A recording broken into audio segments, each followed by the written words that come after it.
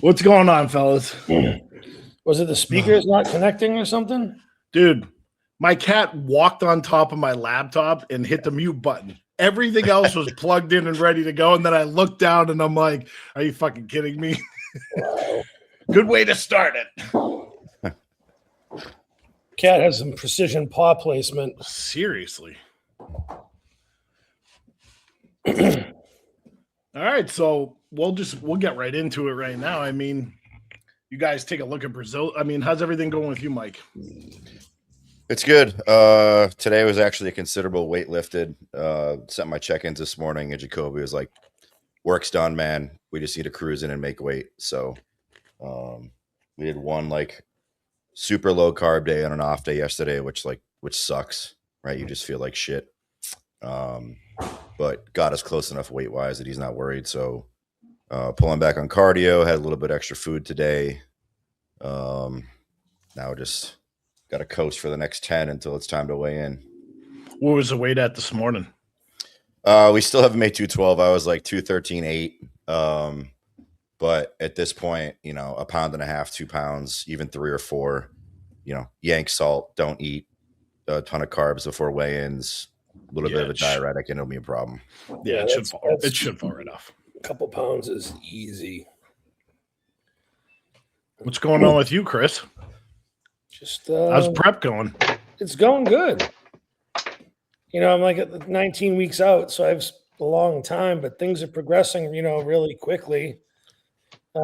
Body's just being very, very different this time around. I was talking to Jacoby. He says you're flying. Yeah, I mean, it's crazy. It's like, I don't like jinx myself, but it's almost like effortless right now. Fuck yeah. I mean, mine is essentially the same. And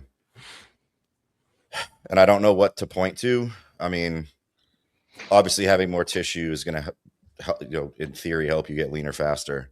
But I don't have any justification for how easy it was to get as lean as I am. And I wish I did, because I would like to replicate it with all my clients, but I have a theory with what happened with me.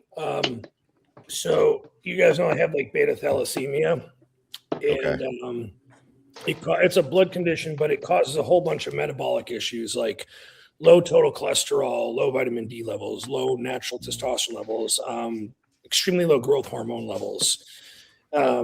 And also my hemoglobin's always low. Even taking PEDs, even taking EQ, hemoglobin's always low. And I got blood work back, and for the first time ever, my hemoglobin came back 14.2. Your range. Yeah, and I think, because I was doing some digging on this, the only thing that really has changed is maybe like adding in MOTS-C or SLU, which don't impact hemoglobin at all.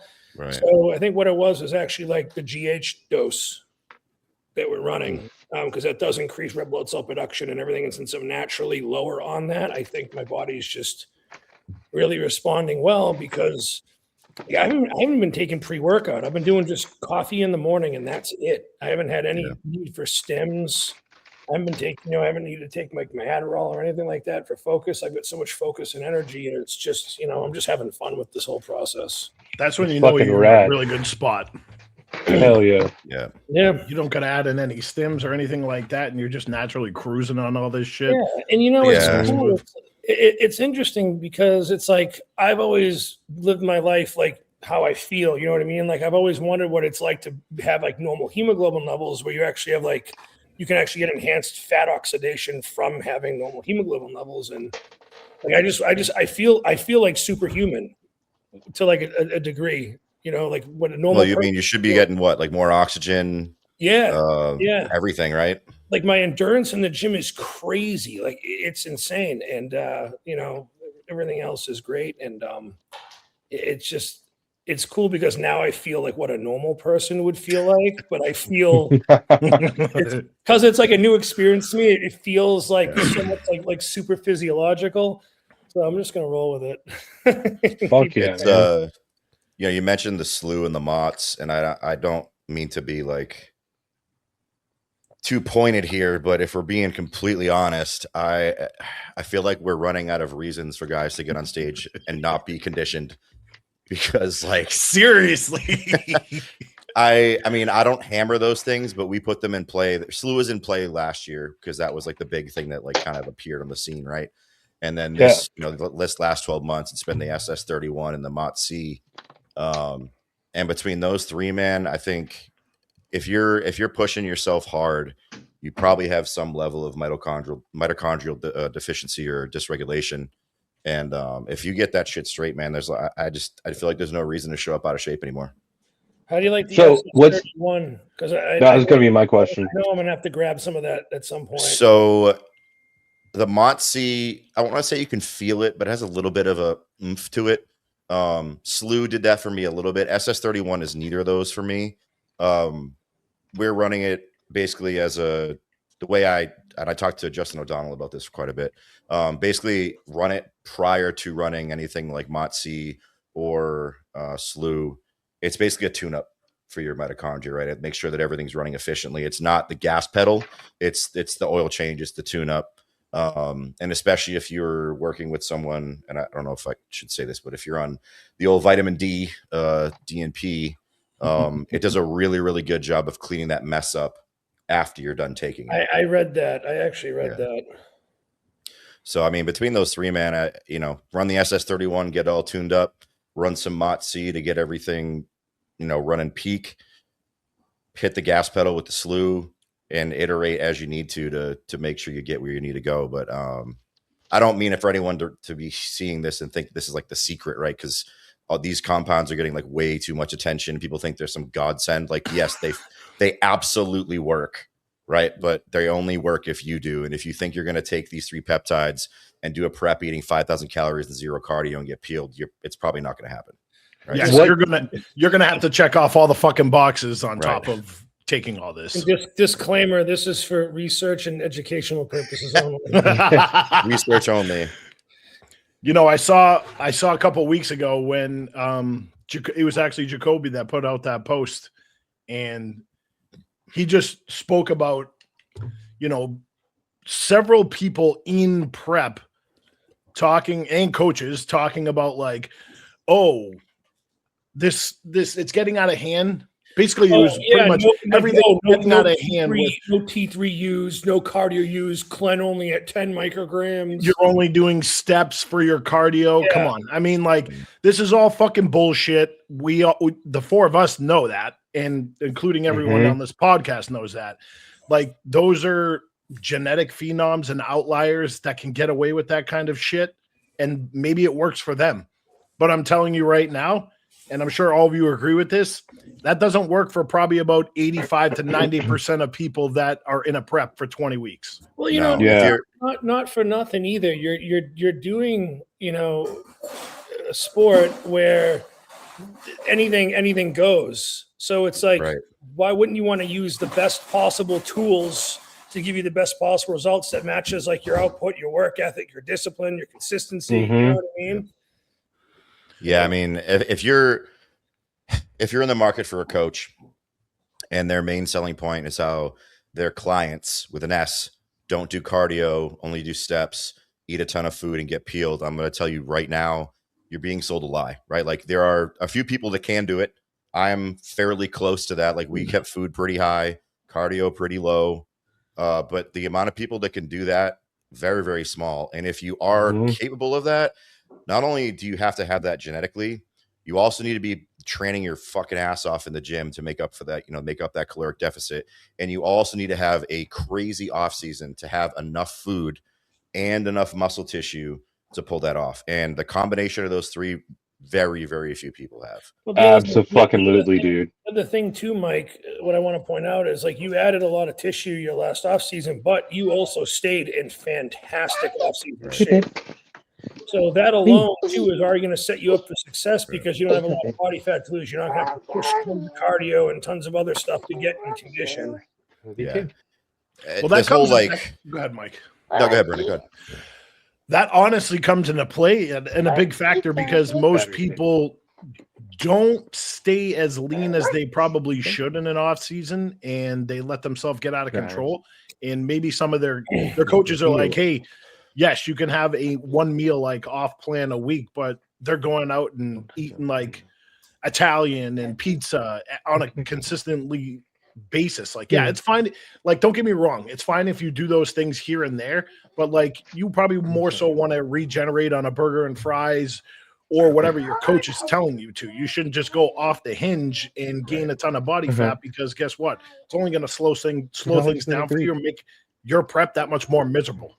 Yeah, and in reality, man, like I need everyone to hear this. This is like a late stage bodybuilding thing, right? Like if you're trying to stay lean in your off seasons from the beginning, you're probably going to have a bad time, because I don't know anybody who's put on significant tissue that hasn't had to get relatively fat at least once in an off season just to push the scale up.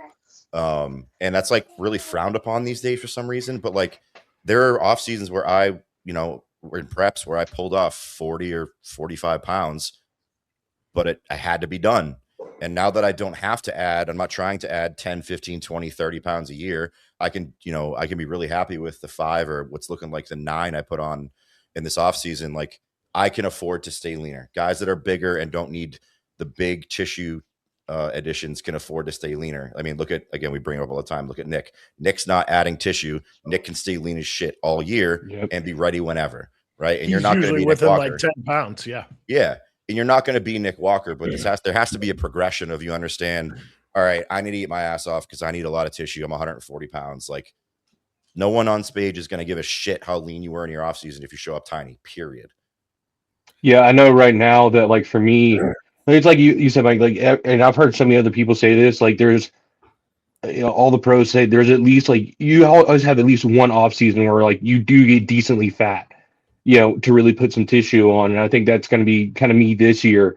Once I get things going back here, training again, I'm not afraid for that to happen. I know it's going to happen more so because I know I need to put on a good like 15 pounds of tissue realistically to be more competitive on the pro ranks. And I know to do so, I'm going to have to add a level of body fat that I usually would not like to add.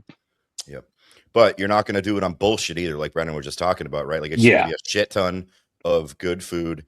And yes, we all have families. Most of us have kids. Like, go out and have a meal once or twice a week.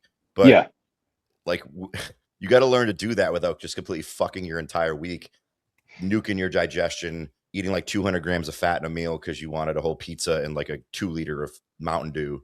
Like I would have to be so fucking hungry to do that anyway. I have such a shit appetite half the time that like for me to go and kill a whole pizza, like it's going to be a hell of a like crazy active day or especially active week to where like I'm starving and it's like on top of all the off season food, I'm like, I need more, which is very rare. That's another good point, because I'll tell you one thing for a fact, at least when it comes to me, and the calories are up and you're pushing anywhere between that, 5,000 to 7,000 range of food. And I don't speak for all you guys, but the last thing I'm fucking thinking about is eating off plan.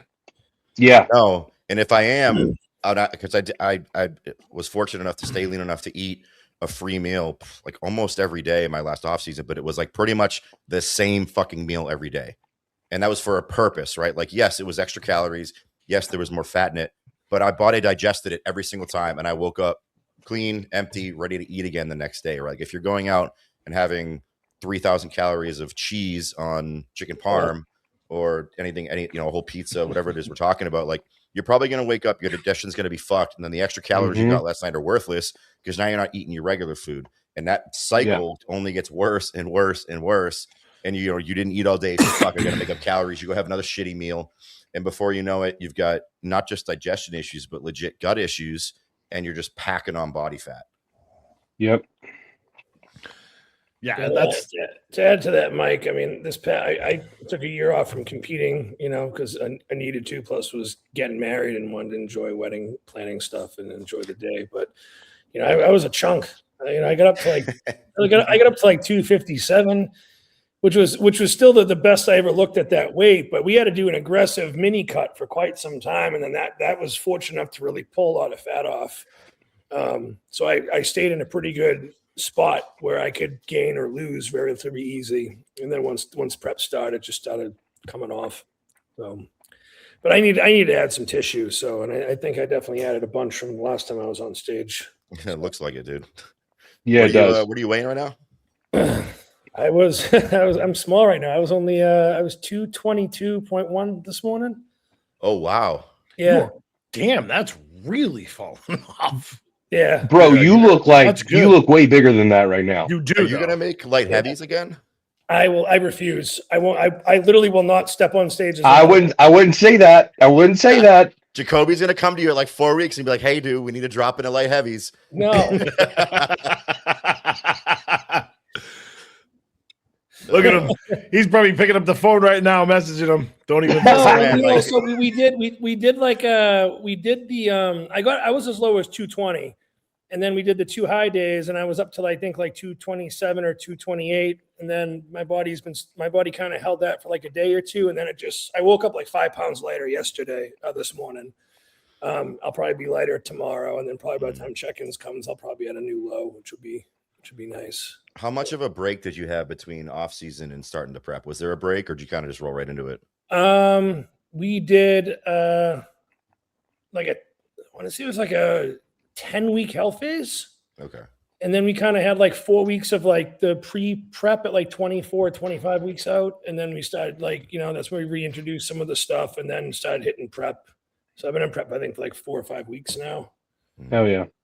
So yeah, and people need to understand that that's how you do a proper introduction to prep. Once you start at 20 weeks out, you want to be at a relatively lean state so things are clicking. So that when you're 2 or 3 weeks out, or if you're a freak like Mike, you can start having 7,000 calorie refeed days once a week. Yeah, it's great. Let me tell you. Mike, what's your weight at right now, brother? I woke up this morning at 213.8, so we still haven't made 212. Fuck yeah. But he's not worried about it. Like we talked about before, you get on a couple pounds. No, dude. Give me a little. You drop a little bit of water, you're there. Yeah, you got a little extra fruit today, so that felt good. I was fucking miserable yesterday, man. Low carbs, off day, like thinking we got to keep digging. And like I told them, I woke up this morning. Jacoby's like, "Work's done, dude. We're just cruising." And that's such a weight lift that it's like, yeah. Yeah, dude, that message just in the group chat. I was like, dude, I know he's fucking happy as shit right now. Go back to stem, start pulling cardio out. Like, obviously I'm within 14 days now. So like now I actually avoid pulling back almost any volume from my base. My base is 2 sets per movement. That's sick. Strength's still there, right? I'm strong as fuck, dude. It makes no sense. Like we're not using any of the stuff that normally people use deep in preps to maintain output. Which is great because I'm of the opinion that if you can get the least amount of gear you can get away with, the better you look, right? The Absolutely. better the outcome is. Agreed. So I'm really happy with where we're at right now. He's stoked. I mean, I hate to I almost don't like talking about it because I think it sets like an unfair expectation for people. And the problem with preps right now isn't that they're too hard. It's that people are getting on stage fucking fat. So like when you guys hear this, like don't think it's typical. You're going to have, if you want to get to the point where you can do this, you gotta work for it. Like I'm absolutely 15 years into this. Right. So this is not an overnight thing. Yeah. Even the biggest thing I fucking hate hearing nowadays is like people say, oh, you don't have to suffer anymore to get lean up for show. That's bullshit. Because all the people taking Rhode and stuff, especially like, oh, there's no reason to suffer. No, I'm sorry, there is. And I'm kind of the mindset with Dusty Hanshaw of like, I really wish people would fucking stop using Rhode because there's way too many like beginners that are just jumping on it. Yeah. And like it's almost like an earn your stripes thing. No, you need to learn how to suffer. Like you really do, because that's really the only way you're gonna get lean. Yeah. Like truthfully, even if you're on Reddit and you're a high level, like there's gonna be a degree of suffrage there. Like there is to really get absolutely fucking peeled. Yeah, I don't care how much food you're eating, how little cardio you're doing. When you get lean enough, you are going to feel like shit. And there's nothing Rhode can do to save you from that. No. I think Rhode is obviously a great drug. It's doing a lot of good. It's a great tool. Yeah. I think it's heavily misused, not only in bodybuilding, but the general population. But like, if you're using it because you don't want to feel hungry, then you're doing this wrong, right? Like the biggest benefits for us as bodybuilders has nothing to do with hunger. It has to do with nutrient partitioning and insulin sensitivity and everything else. The GLP, like 3 does except for nuking your hunger. And what you guys are going to find, if you get really lean, this is another part I don't think people understand unless they've been there. When you get really lean, your ability to continue to go to the bathroom goes to almost zero, right? Oh, like it gets really, really hard. And it's not pleasant to keep that moving at the end of prep. Rhode is going to make that so much worse because it's going to slow down everything your gut's doing. And you're going to have a miserable fucking time trying to keep weight moving at the end of your prep. You're going to feel sluggish. You're going to feel heavy. You may not even be like when it's time to car up, you may not even be able to digest stuff. Like, yeah. Well, the it's multiple milligrams use of Rhode is crazy to me.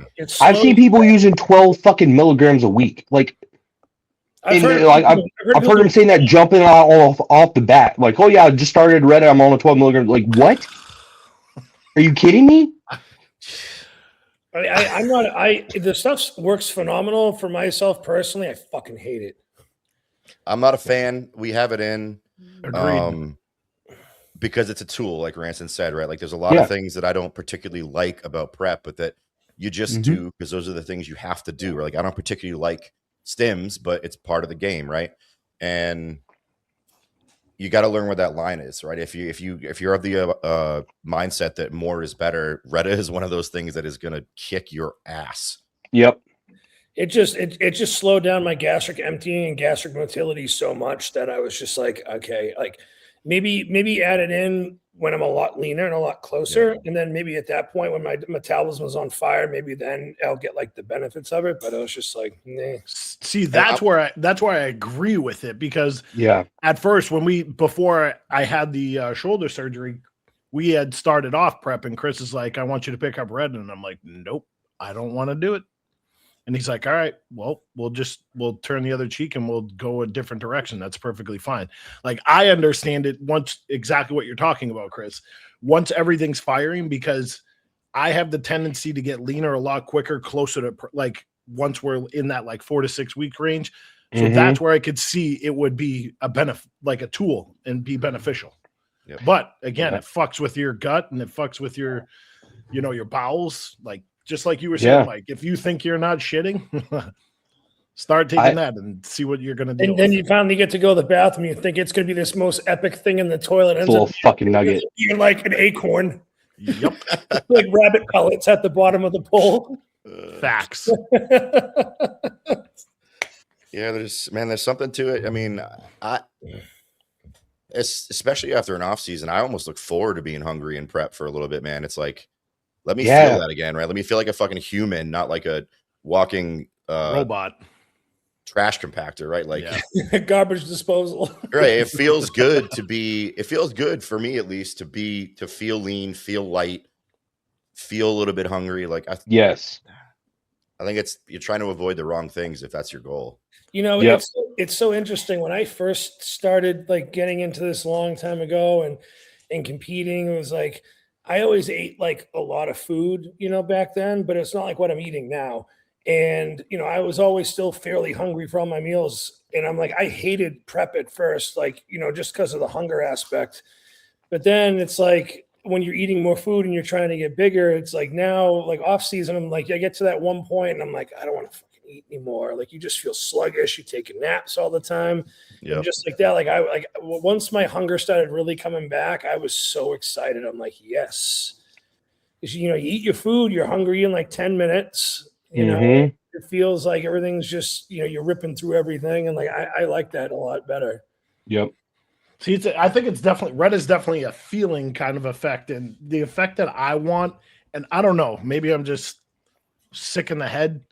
I kind of want the suffering and to feel the hunger and all the, that's part of the process. That's what I've always learned. And that's what I've always dealt with, especially doing it naturally for so long and then coming to the enhanced side. It's like you and I both know, like everyone that's coached a natural athlete here, and at one point in time, if they've done a natural show, shit, it is way fucking harder being in a prep as a natural competitor because your fats are low, your calorie intake's low, and your cardio's through the fucking roof, and you're miserable. When I used to compete naturally with the blood condition, I at 10 weeks out, I was wiped. And I was just like pushing through and, I'd always do the more is better approach, and I learned very quickly and step off the gas sometimes. Yeah, and I feel like you being enhanced, you're gonna suffer to a certain degree, but in the same sense, if you're getting competitors that are like, "Hey, I'm suffering," when they're on compounds that are actually helping them and guide them along through this, yeah, come on. Also too, like first couple competitors, when they start hitting new levels of conditioning each prep, it's like that makes sense. They're not used to that feeling. You know what I mean? Yeah. Like I looked good in 2023. Then I looked even better in 2024. And like even in the 2024 prep, like I was fine up until like 6 weeks out. Like I blew past my 2023 conditioning.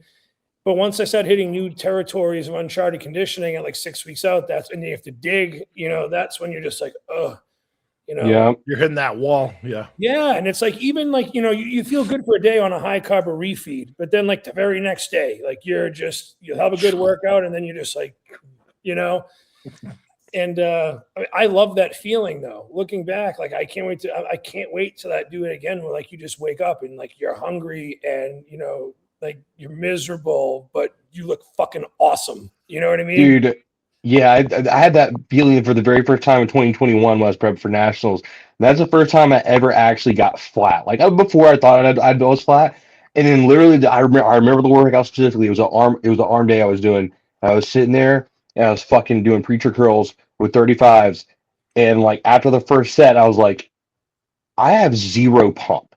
Yep. Like none. And I was like, I literally sit there and like immediately messaged my coaches like, okay, I get it. I'm actually flat for the very first fucking time. And then it's texting that, and he was like, send me pictures immediately in the morning when you wake up. And then I did. And he was like, yeah, you definitely are. Let's have an extra 500 grams of carbs today.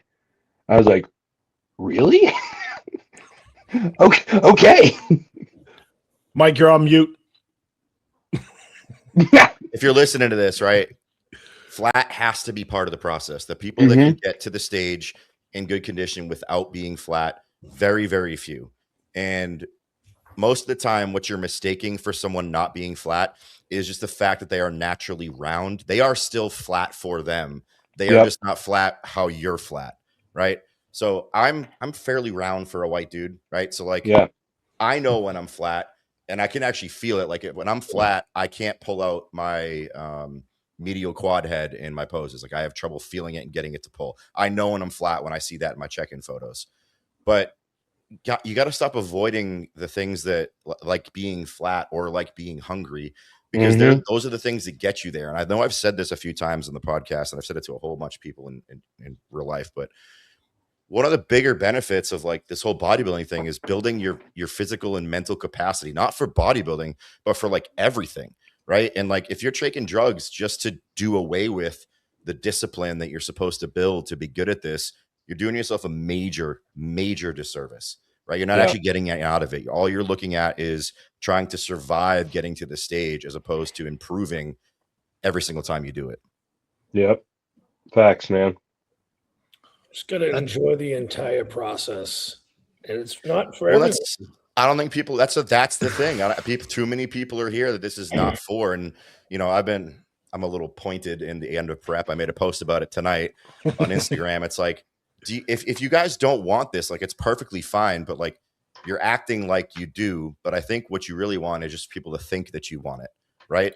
And that is just a recipe for fucking disaster, because what you're going to do, even if you do get to the stage in relatively good condition, I guarantee you what you're going to do is pack on 40 pounds of fat in 4 weeks and then be fucking miserable and never do this again.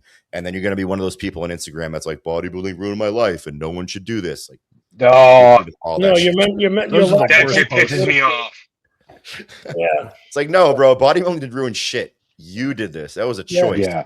The rest of us are doing just fine. And the thing that's getting me recently is like everyone's calling this an eating disorder. It's like, why? Because I can structure my diet to achieve a goal either way by getting bigger or smaller. It makes no fucking sense. Like, you feed your dogs the same food every day, right? Does your dog have a fucking eating disorder? Like, my cats eat the same foods at the same times every day. Do they have a fucking eating disorder? No. But when I want to eat the same fucking food 5-6 times every single day at the exact same time, I'm a fucking retard now. I'm the okay. Suck my Fucking dick. Mike set the match on that one. Oh my Oh God. yeah.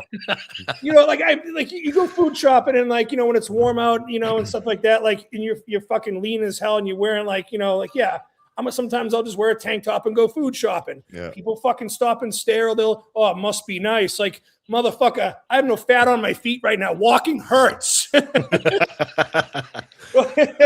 You know? Yep. You try to walk a mile right on my now. fucking fat-free feet and see. I'm sitting in my comfy ass gaming chair. And your My ass hurts like hell. I have a fucking heating pad on my lower back because I'm sore as shit. Like, guys, it's gonna suck at some point. And if you don't love it, like, why the fuck? If I didn't love it, I wouldn't do this. Yeah. That's the point. Yeah, we all fucking look forward to it, man. We look forward to that point where like our ass hurts from sitting on even the most cushy thing possible. You're like, my ass hurts. I can feel my bones in like completely. Get back from the gym and like I open my garage door and I just sit there for like 2 minutes, like, all right, just Yeah. It happened last week. My wife's like, "What took you so long to come in from the truck?" I'm like, just give me a minute. It's time. That's why. It's time. just turn the ignition off, put your head back, wait a few. Yeah.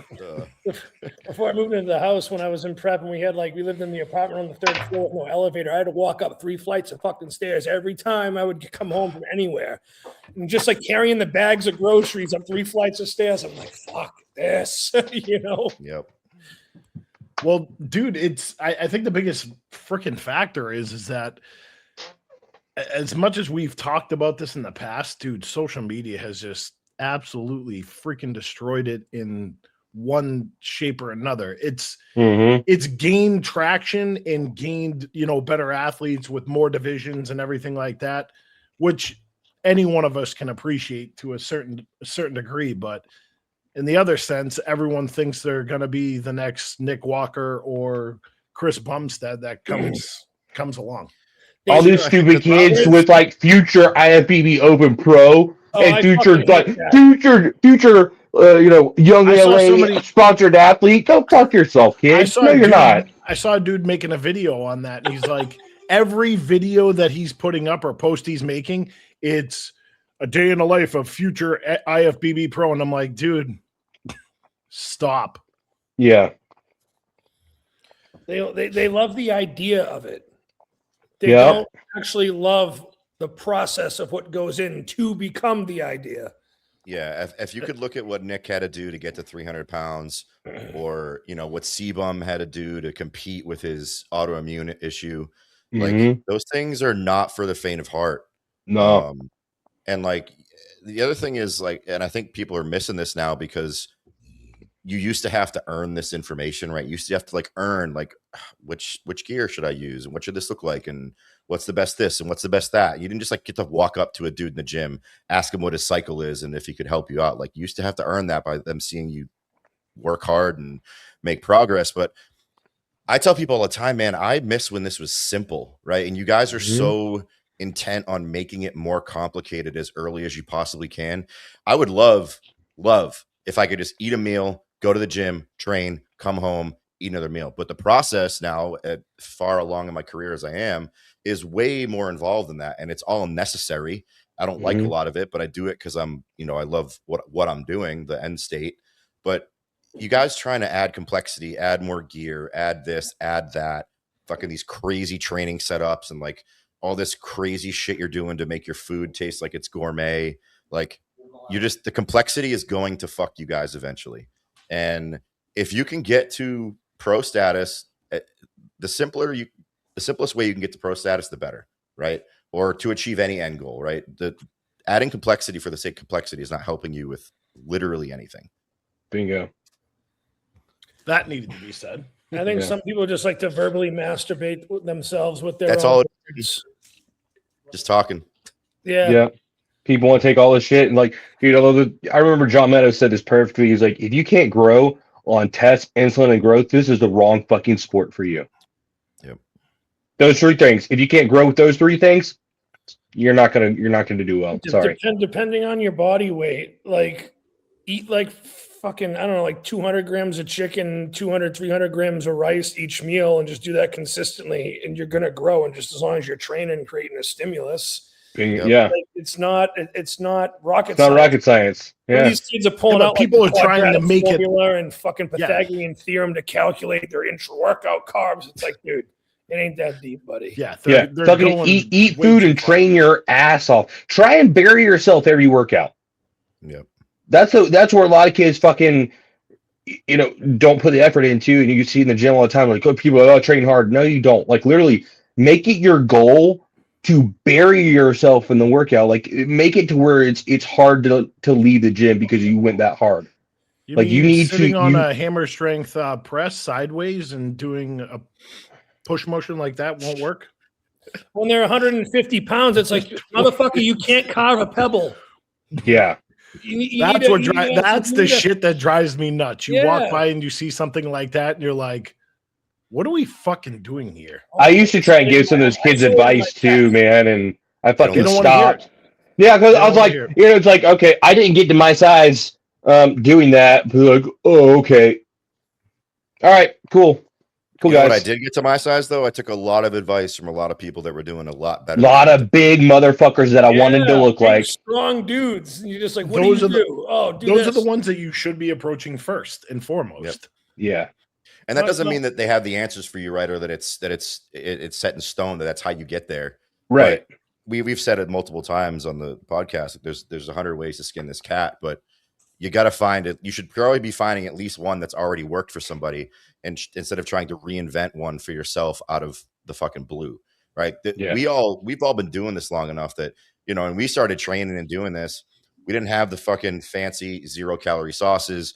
We didn't have the crazy flavored cream of rice. We didn't have these crazy machines for every isolation and chest supported, back supported, whatever movement, lateral stuff. We didn't have all this shit.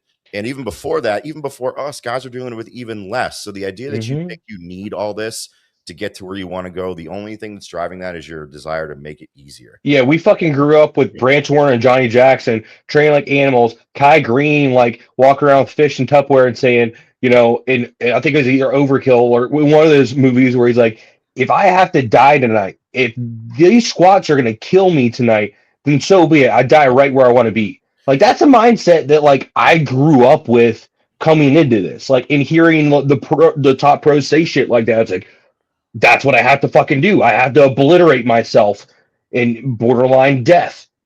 Cool. That's the intensity I need to bring to this, and eat fucking chicken and rice and chicken and rice and chicken and rice. That's like your prerequisites right there. All the extra stuff we have nowadays. I'm going to coin the phrase bodybuilding luxury. It is bodybuilding. Bingo. Luxury. Yeah.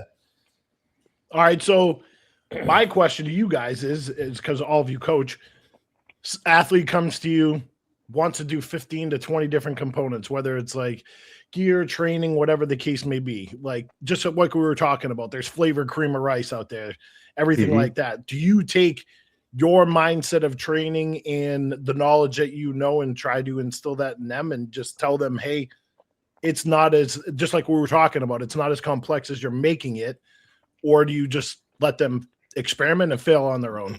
And then I always like to ask them the question, why do you feel the need to add this?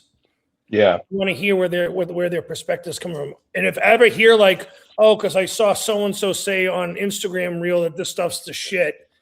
No. Like, you know what I mean? Like if it's like, oh, listen, I've been reading up on this. Like I read these are the benefits. Like this is something I'd be interested in trying or whatever. Or cream of rice. Like, I'm struggling to eat cream of rice. Okay, you know, then is the flavored cream of rice gonna make you eat the food, or is it just you don't like cream of rice in general? We need to swap that out. You know what I mean? Yeah. I always like to get where my clients are coming from, why they feel the need to request something, and I don't say that to try to make them feel dumb or anything. I just want to know where their mind is at. Yeah, it's one. I think it's, as a coach, it's one thing to ask a question.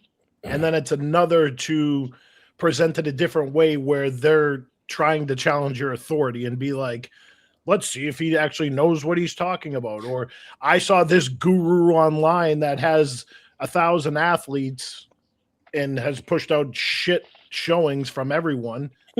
They're a certain way. You know what I mean? Like, I see that happen a lot. Yeah. You know, I mean, if something like that works for a client and like they're going to get mentally involved because like they feel like this is a missing piece to their program, then you know what? Fine. If they get a placebo effect from something that's really not hurting them at all, you know, as far as like a food choice or something, then that's fine. You know, it's different with my lifestyle clients versus like bodybuilding. Oh, absolutely. You know what I mean? Yeah. Mm-hmm. It's I don't know. For me, like I go back to thinking about would I be coached by somebody who doesn't do this? My answer is no. Right? Like I'll never be coached by somebody who has not done what I'm doing or has gone where I want to go.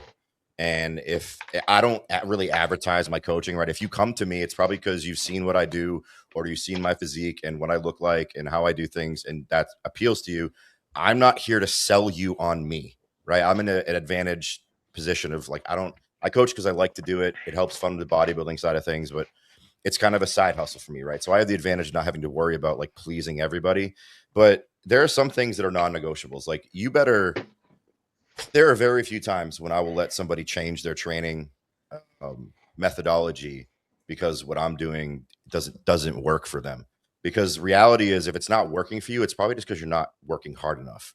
And the training thing, I think there's only so many ways to skin that cat, right? There's only so many ways to do it. And I said, I think it was last week, I know that the way I do things will work for everybody. If we have to dial it back and find someone else, that's fine. But the default should be hard, intense, limited volume, some frequency, get in there, bust your ass, go home, do it again tomorrow. On the diet side of things, man, this is like part of why I don't really like or do lifestyle clients anymore, because I'm not interested in talking with you 3 days a week about subbing out your chicken for fish and turkey and ham and pork and potatoes instead of rice. And then you want fucking hash browns and you want to put some cheese on it. And now I got to fuck your macros 6 ways to Sunday to get you to like what you eat. Like, I don't do any of that shit either, Mike. If you don't like what you eat, man, you're not going to be good at this. And when I say even like as a lifestyle client, you're not going to be able to figure out the digestion if you got 15,000 different things in play. Too many uncontrollable variables. There's no consistency when everything's constantly being, you know, and I'm like, yeah, sure, like 200 grams of carbs from rice versus 200 grams of carbs potato. You know what I mean? Yeah, like they on paper they're kind of similar, but in the individual's body, like those two could behave completely different. You know, like if you're looking for one of these guru coaches, like one of these functional health coaches, as a bodybuilder or someone who's aspiring to be a bodybuilder, one, I think you're missing the mark. And two, I think you need to understand that if you're chasing those kind of people, like that's not the kind of coaching that most of us do. And you're going to pay out the ass for someone who calls themselves a guru or is a functional health expert to coach you to bodybuild, because this shit is not that complicated, right? Going back to what we just talked about, there's a lot of things that are complicated, and all those guys that are good functional health coaches are doing good work helping people solve real health issues. But that's not a bodybuilding thing, right? Yeah. So if you want to come to me and you want this fucking 15 peptide stack with 15 pins at different times of the day for synergy and this, that, and the other thing, like I'm not that guy for you, because I know it doesn't need to be that way, right? And if it doesn't need to be that way, I need you to prove to me why it does need to be that way before I bend any knee to your requests on why we should change the process.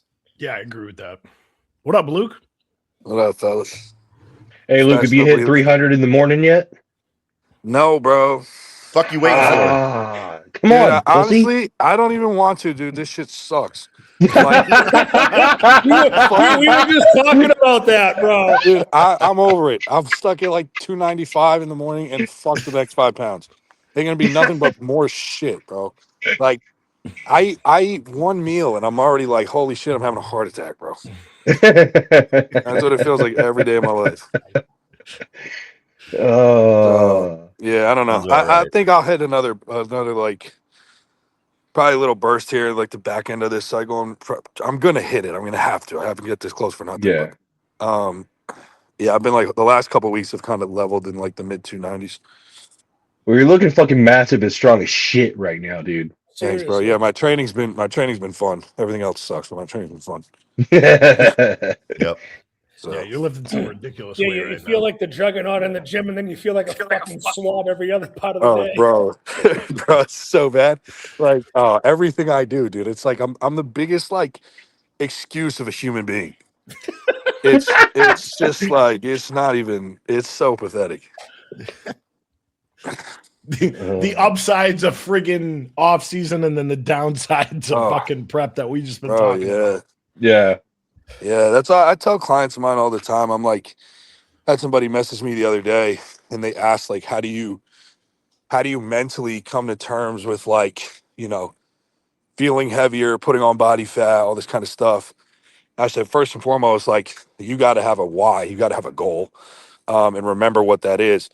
But when you do, that doesn't make it any easier. It's just you got to lean into the parts of whatever phase you're in that are the good parts, right? Mm-hmm. Like being strong as fuck in the gym, filling out your clothes, looking big as fuck walking around. That shit's fun, right? In prep, you swim in all your clothes, and picking up a fucking 45-pound plate feels like like you're running a marathon, bro. Like it's impossible, right? But you're shredded every fucking day. You might be hungry and tired, but you look better every week. Like you lean into the phases of the parts of whatever phase you're in that make it Yeah. enjoyable. And then if you like try to attach yourself to that a little bit more instead of like all the things that suck about the phase you're in, you'll be able to stick to it longer. You know what I mean? Like don't look at shredded pictures of yourself when you're fat as fuck. Don't do it. That's the worst thing you could do. You will depress the shit out of yourself. I promise you that. Well, and I've, going back to I've what we done it talked every about now and earlier, then. like you guys are getting fooled by, all these pros and guys that have been at it for 10, 15, 20 years that are Yeah. lean constantly. They can do that because they can, right? Like the reason Luke's 300 pounds and a bit fat right now is because he needs to put on tissue. Yeah. And if Luke didn't need to put on tissue, he would not be doing the things he's No. doing, being this uncomfortable, making the next prep a little bit harder than the last one because he has to make up ground. He has to cover a distance to be competitive as a pro. And that's just the way shit goes. Yeah.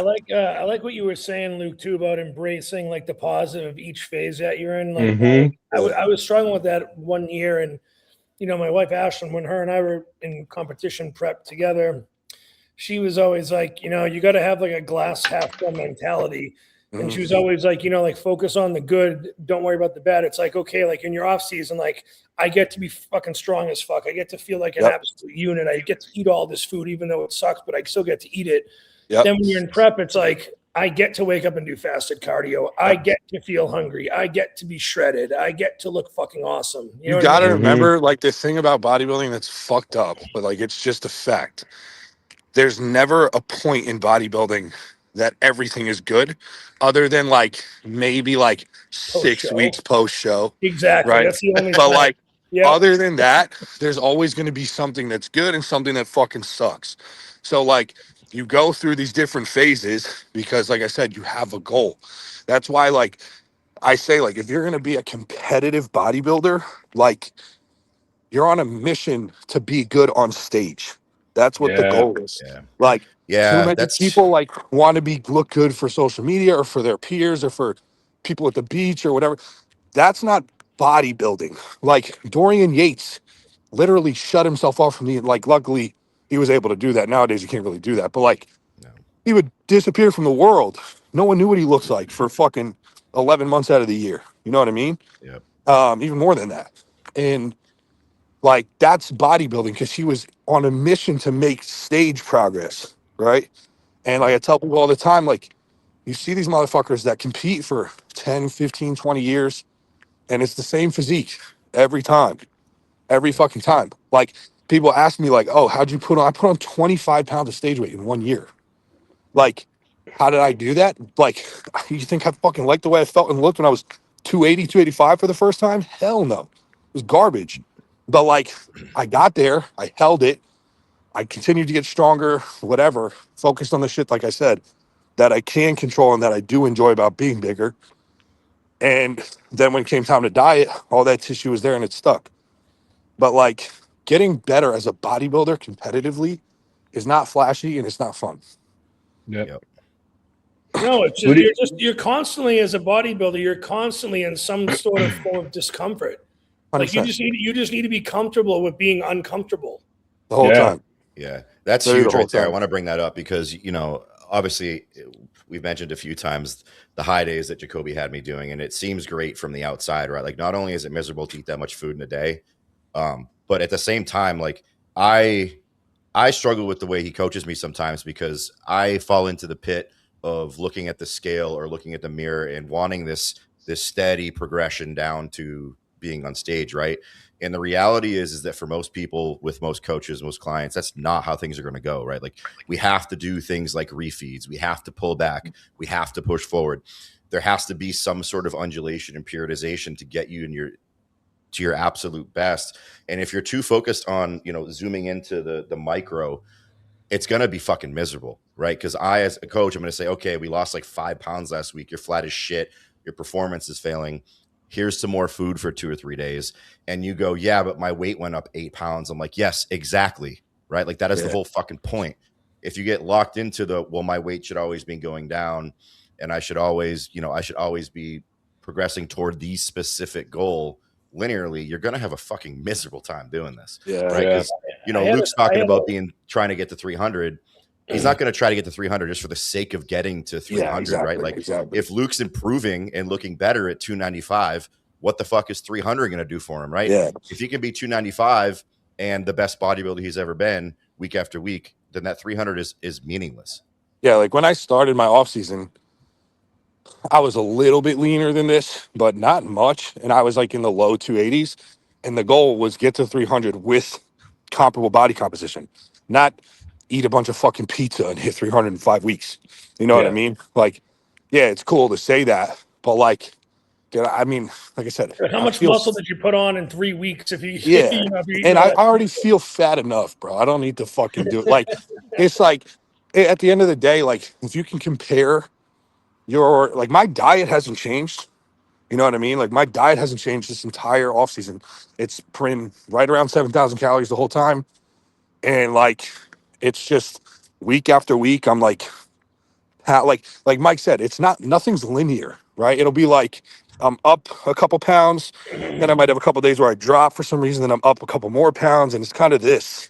It's all about trends over time. So it doesn't just, I don't just shoot right up to 300 just for the sake of like that being a goal. And like I've had so many clients ask me that question too in prep or in off season, like what's our body weight goal? And I'm like, dude, I don't fucking care. I don't fucking know. You should be focused on the look, not the scale. Yeah, because then all that does is set you up for failure. Because it's like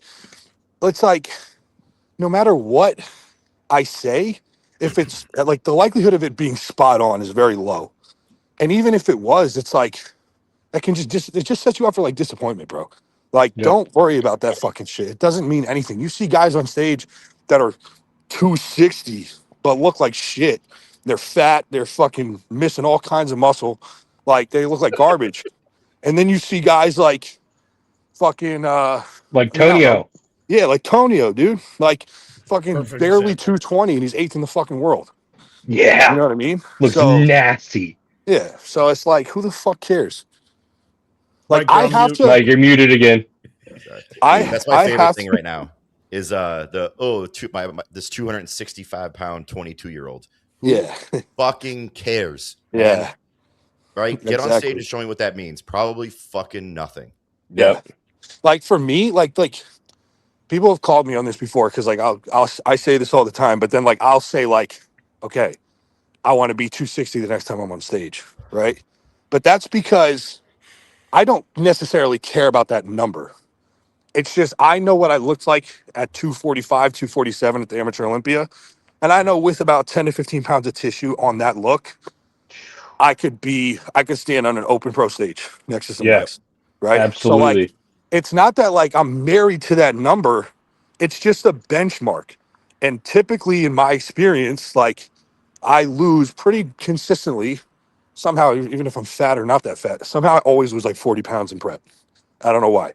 So for me, holding 300, getting that to be my baseline would put me in a pretty good spot to be stage ready at about 260, right? Yeah. So that's just based off experience. But like I said, I'm not married to those numbers. If I can improve at 295 and get leaner, I don't care about that extra 5 pounds, you know? And if I'm 255 on stage instead of 260, but I look bigger, I don't care. That's all that matters. You know what I mean? Yeah. It's just like, I just set those because I'm a bigger frame, so like I have to grow.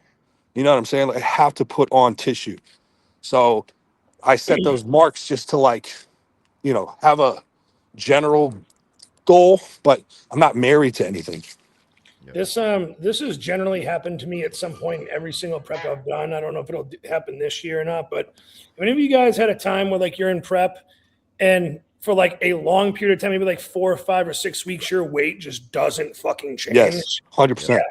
Dude, that was this whole year of prepping last year. Yeah, that was last prep for me, and like you'd get a little bit leaner, but the weight stays the same. Then all of a sudden, it's like 8 pounds is gone. Oh, literally, there was multiple weeks where it's like asking everybody, like, "Hey, man, do you think we need to, drop this down a little bit?" And he's like, "No, you're looking a little bit better." He's like, "Performance in the gym is fine. Like, dude, just keep going." And then Friday, ride it for a bit, and I was like, "All right, fine, fuck it, whatever." And then finally, weight dropped, and then like it was like not long after weight dropped that he was like, "Hey, let's push things a little bit farther." And I was like, motherfucker, now we're gonna push things like. Well, it's like this weird thing, bro. Like, it's like you have to like, at least for me, honestly, I know this is a lot of white dudes, to be honest. You have to like kind of kick the door in with your metabolism and just keep pushing, and it'll fight you, and then it like breaks, right? Yep.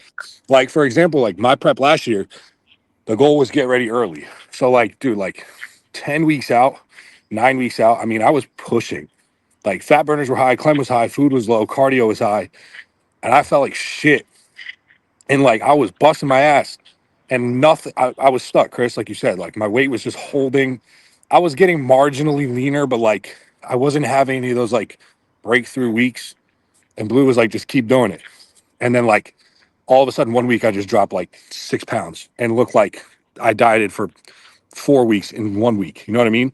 Yep. And then by the end of the prep, dude, my metabolism was so jacked. I didn't do cardio. I might have done a day or two of cardio my last like 2.5 weeks. And like the days that at 10 weeks out were like higher days for me were my low days. And when I would run a low day at like two weeks out, 1 week out, whatever, which was like 250 grams of carbs, I was dropping like 3 or 4 pounds in a day. So I was teetering between high days and low days, sushi refeeds, everything, because my metabolism was just jacked up at that point. Well, that's what you kind of want to add the fuel to it. But you gotta like sometimes just fucking keep kicking the fucking door in until it just goes. You know. We want to go over Brazil. I'm fucking ain't shit to talk about, bro. What the fuck was that? Like, seriously, what the fuck is going on? Blessing acting all pissed off again. Did he get third? Yeah. Third, Right? And he stood there and pouted. Yep. I don't know why. I mean, I'm surprised he hasn't ranted on it yet. I like him. I like Blessing a lot. He's great in the gym. He lightens the mood. He's very, very funny, very nice to people. But they just seem to be missing. And you could see it when he walked out on stage. Still had the midsection issues. Sweating. Mike, did you say Dane peaked him? I don't want to speak on anything I don't know for sure. So I'm not going to comment. I'm sure there'll be so you'll hear something from somebody about it, I'm sure. Yeah. But they obviously haven't found the recipe yet. And it sucks because I see him working his ass off in the gym. And he started that first show and was like, "Oh, you're not quite there yet." And then he's, this is what, his third or fourth. And I think he's finally almost there conditioning wise, maybe another, 1 or 2 clicks in the dial. But shit, man, it ain't going to get any easier the rest of the year. To me, it just looks like it looks like his body. It sucks because it's not like like you said, I think he's probably busting his ass. And I don't even think it's like, to me, it doesn't even look like really missed peaks or anything. It's just like certain body parts. They look like the injuries and like the wear and tear. He just looks like his body's just been through a lot, to be honest. Yeah. It looks tired. Yeah, like his knee, the whole thing with his knee kind of makes his legs look all wonky. And then like the obliques and the midsection stuff, like that could just be from years of bodybuilding food and shit. Mm-hmm. Like it just looks It's like crazy, he's dude, been because like doing this for a long time. his front double honestly looks fucking great. His You know, back when is he's crazy sucked up in impressive. that vacuum. Oh yeah, and like Yeah. like his waist looks small. It's just like when he goes down from that vacuum like portion of that, it just looks so bad. Well, he doesn't And just have like a structurally thick waist. It's not a yeah, structure thing. It's not like he's got like no, wide Yeah. hips. It's just Is it just it's poor weight something going control? on with his like internally, like his stomach. You know? His obliques were definitely hanging over at least like an inch to an inch and a half on fucking each side. Yeah, but they're not. It's not. It's Yeah. not even. It's just like Right. I said. It's not like a fat thing. Or it's just like No. It's like a Yeah. muscle. It's just blown out. Yeah, I mean, it's unfortunate we're talking about a show that had what, like 7 guys, and I'm God, from looking at sad, the pictures, man. I'm pretty sure like fourth place could have been a 212 guy with how big, how tall Yeah. he was. Yeah, he was Two fucking of- tiny. 2 guys. It was their Um, debut too. Yeah. So I mean, I think they got it right. I mean, Leandro should have won. Yeah. The dude that got second should have got second. I'll be honest. I'm a big fan of Leandro's physique. Yeah, we know. Yeah. I forgot. Yeah, you already heard about that. Yeah, Leandro's a fucking man, bro. Shout out Leandro. Classic was like way more impressive though. Fucking Lavinho, whatever his name is. That Oh, shit yeah, he's good. is nuts. Yeah, he's Yeah. good. Absolutely nuts. And just to throw another jab at you guys, man, if most of you guys aren't fucking classic, you're just small bodybuilders. And if Yeah. you want to see what good classic looks like, I want you to look at the winner of the Brazil show, because Yeah. that is what it takes to be successful in classic. Yep. Yeah, For he real. looked unbelievable. His quads. I'm looking at the Borders page right now, and his quads in vacuum, just in that fucking front shot, is lights out. Crazy.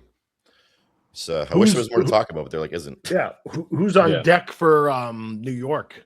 Who's locked in right now for open? Tonio. Tonio is Crizzo? in. Crizzo's in. I talked to Patrick the other day. He's running all of them. Patrick is in. There's a New York, fourth Pittsburgh. one that's a big name. I forget who it Oh, is. it's Was it Curry? Was it? no, Yes. no. Was it Curry's Curry's doing doing it? New York, or is that Yeah. Pittsburgh? Or is he doing both?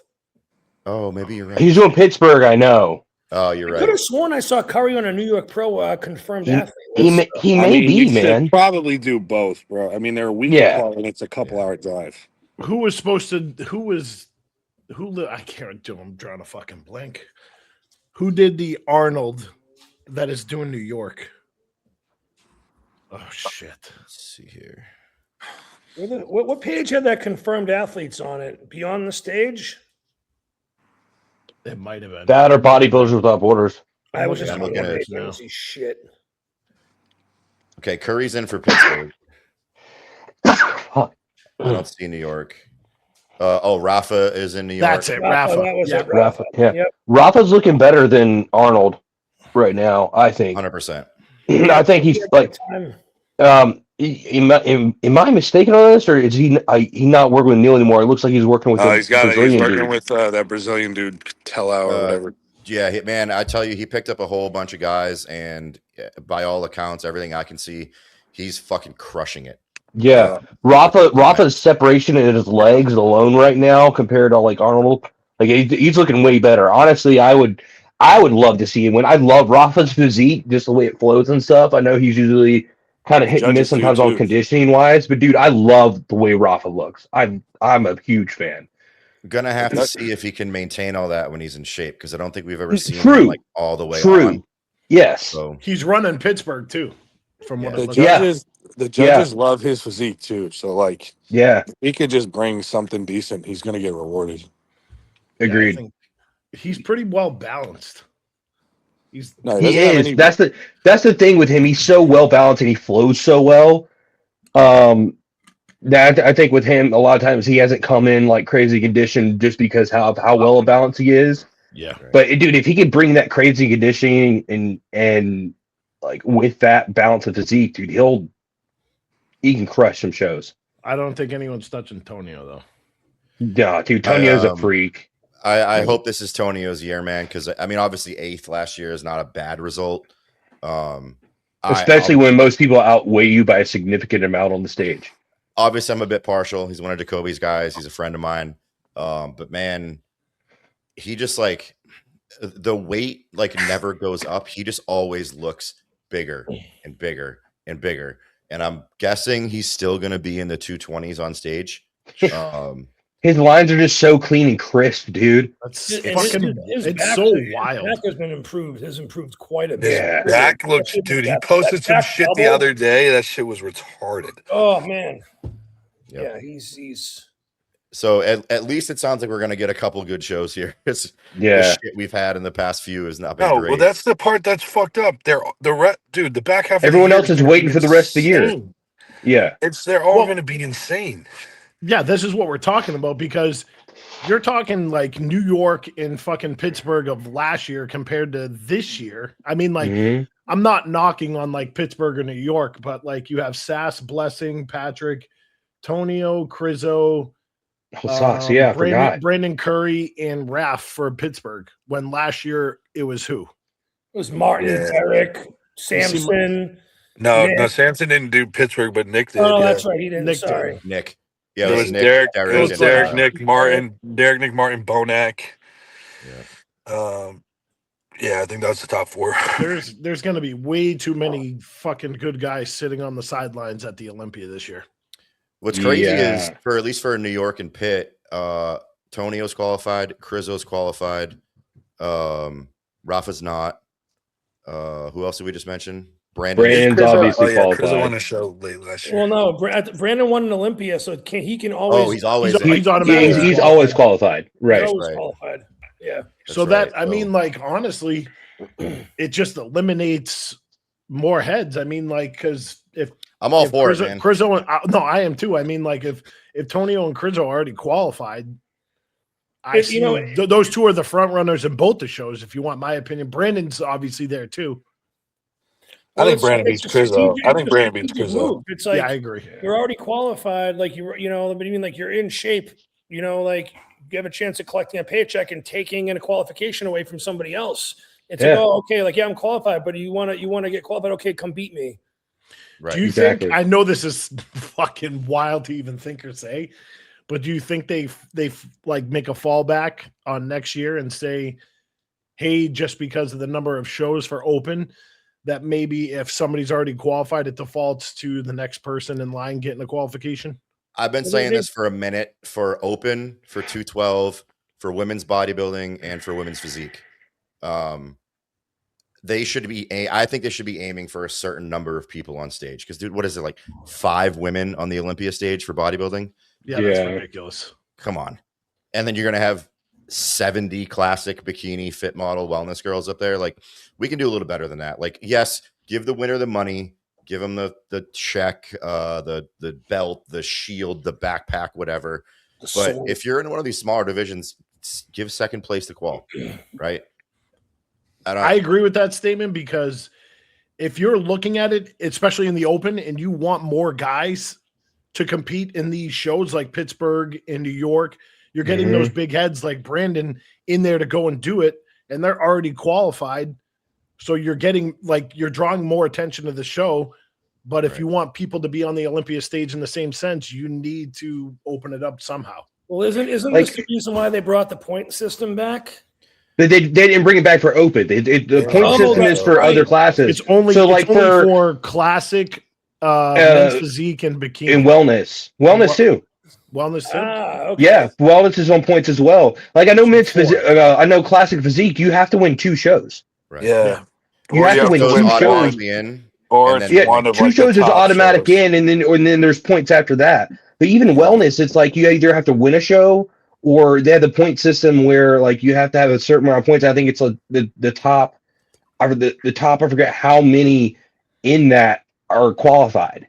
You know, when it comes time for it. So like but open, I think they need to bring some a point system back to open just to have more guys, you know, on those stages. You know, quite honestly.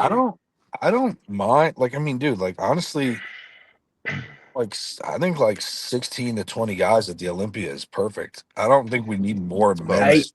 I Men's agree, bodybuilding. but if you got all like a bunch of the guys who are doing now who are competing, who've already been qualified and they've won a show, and they keep competing, say they keep stacking shows, then you don't have that many guys You're who gonna are have then 12 guys qualified at to be the on stage. Olympia. Yeah, or less. So then you somehow need a system to get the guys who like I aren't think just running those shows up. I think the biggest thing is there needs to be, and like I think there just needs to be more shows in the U.S. for open bodybuilding. I There's agree. I there's agree. like There, an there needs equal to be more amount of shows in there's an general. equal amount of European, maybe even more European shows than there are in the U.S. And like that's why all these guys are waiting for the Tampas, the tech. Like there's no more Chicago. There's no more. Yeah. There's no more. I mean, Vancouver's not in the U.S. But there's Yeah. no more Vancouver. There's no more Indy. There's none of these shows anymore. I So want to see as many fucking open shows as there is classic shows. yeah, well, maybe not, but like closer Halfway to in that. between. Yeah, In somewhere in between. between. There's a classic show every fucking weekend. There's But, like- literally like 75. Yeah, but like there needs to be more, bro. Because I mean, this is the first time my eyes have been open to it. Like, because now I'm looking at the pro schedule, Yeah. and like, dude, like, there's such limited shows that you can pick from if you want to stay in the country. Like, you're so limited. And So like, and that's they're why guys mostly like back Jordan, half of the year. like Jordan's going to Italy. Yeah. Also, Smart move. Also, Yep. dude, someone put a fucking show in the fall in the U.S. after the Olympia. Like, that's a great idea. I don't know why. Like, dude, there used to be shows like right after the O that would get crazy turnouts. Legion used to be Yeah. one. Yeah. Yeah. But like even the overseas shows that were right after the Olympia would get crazy turnouts. The Grand Prix. Yeah. They used to have like Korea and like a bunch of those shows like just all across Europe and everything else. Yeah, just go boom, boom, boom, boom, So boom. I don't know why they wouldn't put a U.S. show like October, November time, like at the end of the year, because there's nothing. Honestly, that'd be wonderful, man. There's nothing after the beginning of August. Yeah. It's like it's fucked. Like if I would compete at the end of this year if that was an option, but it's not. So like it's annoying because you either have these like that weird run at the beginning of the year. Like that's why even Detroit, like I heard Fuad talking about wanting to move his show back, right? Yeah. Because no one wants to compete at this time of the year, especially if you're trying to make it to the Olympia, because then you got to stay on drugs all fucking year. No one wants to go through the holidays, all this kind of shit. So like you're limited to like a couple months in the summer, and then you don't have anything after the Olympia either. So it's like everyone just sets their schedule up and jams everything in this like couple months stretch. Yeah.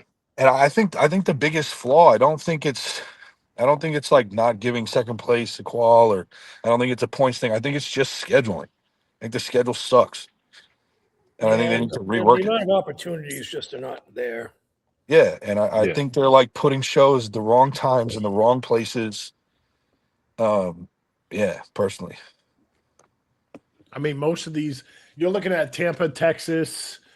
What's that? End of July, beginning of August, or The is first it- weekends of August. Yes. Yeah, at least Yeah. they got So- that Linda Murray show in Atlanta, but they put When's that that? right in between. June? They put that that's right in between Tampa and See, Texas. They're Yeah, it's like not 3 taking weekends in a row. weekends. Is there anything Yeah. in June? Is there anything in June? Toronto. Toronto. But that's it. Yeah. And that's not even in the U.S. Is that's Unless what that's Dubai- that's the point I'm Dubai- trying Yeah. to make. But yeah, the U.S. shows are so limited now, bro. Because Yeah. let's call, like, obviously Toronto is not in the U.S. So like you're literally looking at like Detroit, New York, Pittsburgh. Legion Now is in Atlanta. spring now. And then it's like Atlanta. Tampa, Texas, Linda Murray. That's it, pretty much. Yeah. I think off the top of my head. Unless I'm missing Yeah. something. And so I just looked it up. There's currently 13 guys qualified and open for the O. Yeah. Which, like, I think there's probably 2 times as many international shows left as there are shows in the U.S., which Yeah. in open, okay. Like, there are definitely some really good international guys in open. But, like, you know, you look at this list, Tonio's competing in at least 2 more shows. Crizzo's in at least 2 more shows. Sauce is doing another show. Sass is qualified too. Mm-hmm. So And they're I don't eliminate. think- That I don't- probably I don't- eliminates 3 shows. I don't think. I mean, I understand like everyone wants all the best bodybuilders to be at the Olympia every year. I don't like we're going to end up again with what, like 18, 19, 20 guys at the Olympia and open. Like, I don't think that's an issue. I think more than that, then it just becomes, just because you're a good bodybuilder doesn't mean you get to make the Olympia every year. Like that wasn't always the case. Like there have been tons of good bodybuilders over the history of bodybuilding that they don't make the Olympia every single fucking year. You know what I mean? Look at Sass had to fucking go through last year. Exactly. Yeah. So it's like if you're outside, like if you're a top 10 guy, you should pretty much be there every year. But the Urzes, the Jordans, the Rubiels, the Crizzos, the Regans, like these are guys that like if they nail it, they make it, and that's a good year for them. If they don't, I don't think those are like guaranteed Olympians, in my opinion. Agreed. So like you still need to have some exclusivity to being a fucking Olympian. Like that is like just because you win a show one year doesn't mean you get to win a show every year. Like it should still be really, really hard to get to. Yeah, you gotta fight for it. Yeah. Yeah, but like you said, they should be facilitating this by making the schedule. That's what I'm saying. That's the right? problem. Like, That's the problem. It's not the amount of competitors. It's the schedule fucking sucks. yeah. Maybe move Detroit to like sometime in June, where it's or the fucking fall. Yeah, you got There's like why the fuck would they have the Linda Murray show and then pin it in between the two most popular, like 3 consecutive weekends? You're gonna get the same show 3 times in a row, and they're all close. They're Tampa, Texas, and Atlanta are all a quick flight, or even and a drive. all you can do is if somebody has themselves registered on all those 3 shows and happen to win the first show, do you think they run it back to back? Well, yeah. I mean, look at Tampa, Texas. Look at Tampa, Texas last year. You know what I mean? Like it was a great show. I was at Tampa. I think some of you guys went to Texas, whatever. But like, it was a great show. But it was just damn near the same thing back-to-back weekends. Jordan winning. Yeah, Jordan won. Yeah, Quentin Joe fought for second. Whatever, like small things like that will happen. Oh, whatever. But it's the same top 5 people. It's the same. You know what I'm saying? It's the same fucking show. Like, it's just it doesn't make any sense if there's like I said, 6 or 7 shows in the entire U.S. for an entire calendar year, and 3 of them are in consecutive fucking weekends. Yeah, dude. If they had a couple shows like October, November.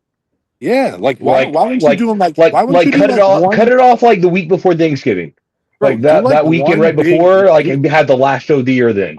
Do like one big U.S. show and one big European show each month. I think that would be a great idea. Yeah, I think the promoters probably don't want to do a lot of these shows after the Olympia because everyone's after the Olympia, like their season's done. Like who's gonna like put all that money into production and get no one to come to those shows? No, that's not true. I would say you get somebody that needs to requalify for the following year and wants to take some time off and grow. They're going to jump right into that show, try and win it. Well, yeah, I see the strategic point of it, but I'm looking at it as a promoter's point of view. Like it may be a crapshoot. It might be a great show, or nobody shows up. You know what I mean?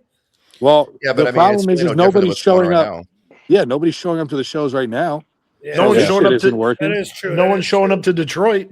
Yeah, so this shit's not working. So why not try the fall? Why not? Because, dude, I mean, in my recollection, I mean, even like Prague last year was a good show, a good turnout. You had Samson Martin and some other good guys. And that was overseas 4 weeks after the Olympia. Mm-hmm. You put a show. Think the foreign shows are a little bit different than the U.S. shows. You know what I mean? Like their bodybuilding base out there is like, you know, they love it. And it's like 100%. 100%. I mean, that's why they have so many. That's why they have crazy turnouts, and that's why they have so many European shows.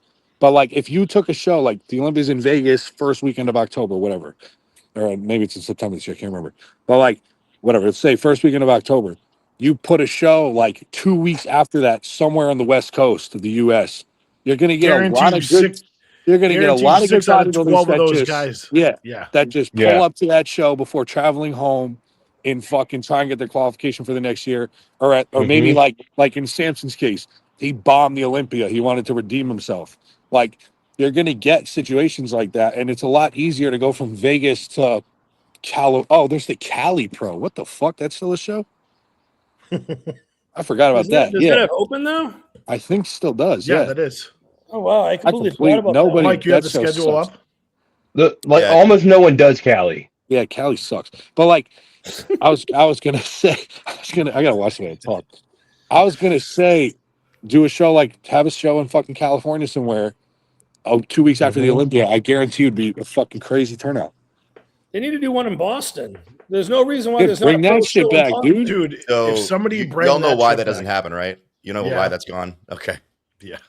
I don't think it's ever going to happen again. Just like I don't think the Japan show is ever going to fucking happen again after what they did to Masters O. Oh, I mean, I know what that piece of shit did that Yeah. ripped off tons of people at the Boston Pro, but I mean, like someone else that promotes it, like a complete. I think- heard Jay was considering That's bringing what I this heard. show. That was, That's dude. what I That heard. did you guys go to that? No. Well, I went to it. Yeah, that's That where was Nate a made his pro great- debut. It was unbelievable. It was a an great unbelievable show. production. Yeah. Yeah, it Oh, was. Antoine's also, I think next year. Soon. Antoine told me he's bringing a show to Montreal, pro show, open pro That'd be show. sick. We used to have Montreal, didn't we? Wasn't there a show there? I don't know. There's Vancouver, obviously, but I don't know about Toronto, Montreal. Vancouver. Vancouver, Toronto. Wasn't there an Alberta show too at one point? Well, next year there'll be Dallas. Oh yeah, Yeah. Dallas. Yeah, That's Right, gonna be a Brandon good show. yeah. Yep. Yeah. They Dude, announced a Chris, show there. Are they sticking it at the date where you went a couple weeks ago? Yeah, that's where it's going to play in April, early Okay. April. Oh, sick. Maybe I'll do that, bro. Fuck. Yeah. That might be fun. And I Yeah. think there's another one. I think Colorado is supposed to be bringing a couple of open and 212 shows from what I heard. That would be nice, like the armbrust guys. Yeah. I don't know if it's them, but I did hear that from a very good source. I think as long as it's good heads in charge with good intention, they'll give him the realm. They'll give him the the torch on that. I mean, I know that the sanction fees are fucking through the roof, but I definitely agree that it needs to be, I think, from like probably middle to late April through 2 to 3 weeks after the Olympia is where the schedule should be. And they should like not allow it until at least like April 1st, unless it's the Arnold, obviously. Yeah, I mean, I think we almost have a break for the amateur side of things, right? Because you have the O, there's really nothing going on after it, and then you have nationals, which is like the amateur show, right? So like, I'm cool with that. That's fine. There's no reason we should be taking any attention away from that. But when you get a whole month of the schedule that has multiple shows, and then several months that are completely fucking empty, missing a massive opportunity. If your goal is to get the best guys on stage consistently, then the best option you have is just to spread things out in the schedule and give guys multiple chances to make runs like Tampa, Texas, Atlanta, right? Yeah. Not just one where like 30 of them have to go do this. Yeah.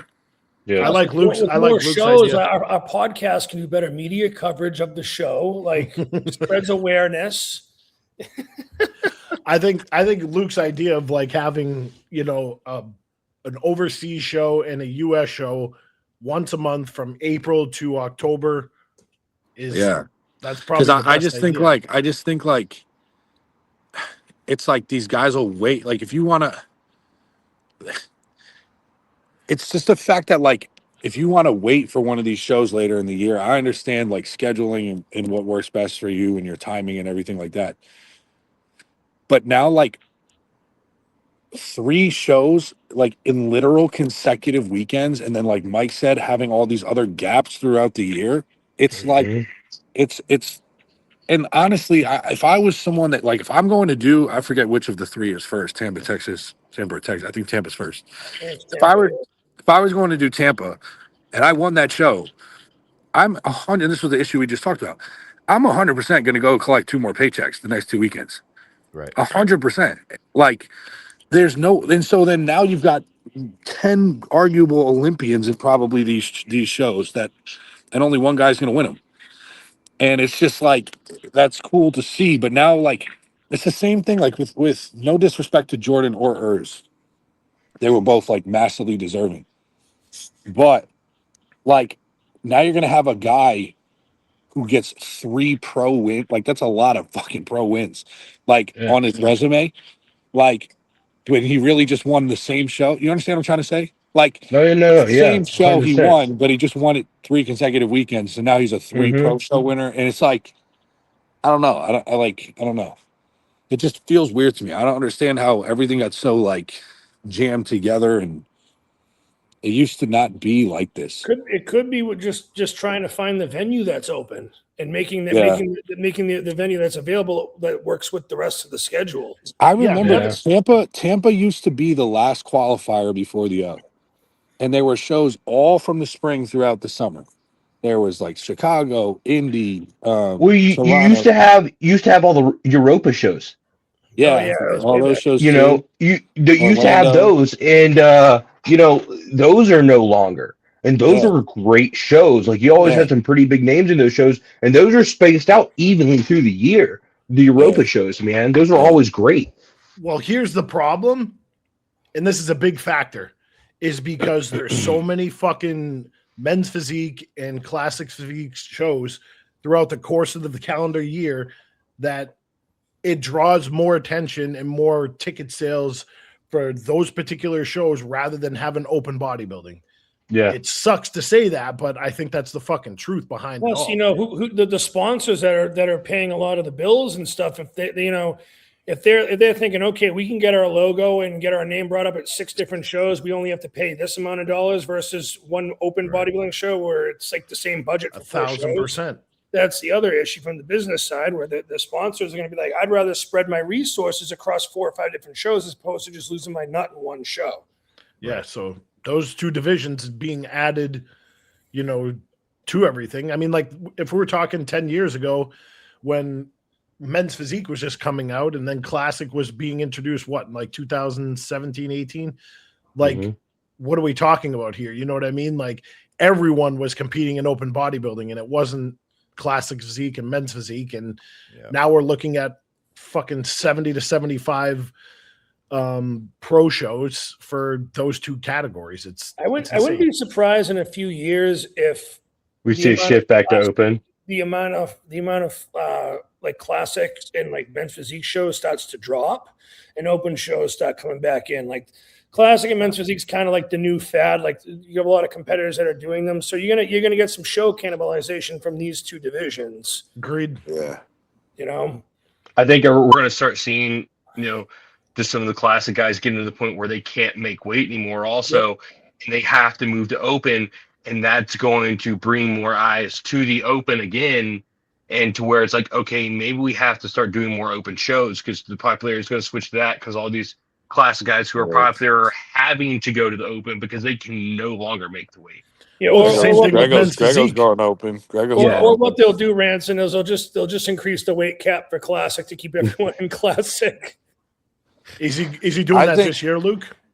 He said he's going to do one more run in a classic show at the end of the year to try to redeem himself, and then he's going to get huge and do open next year the following. Fuck yeah.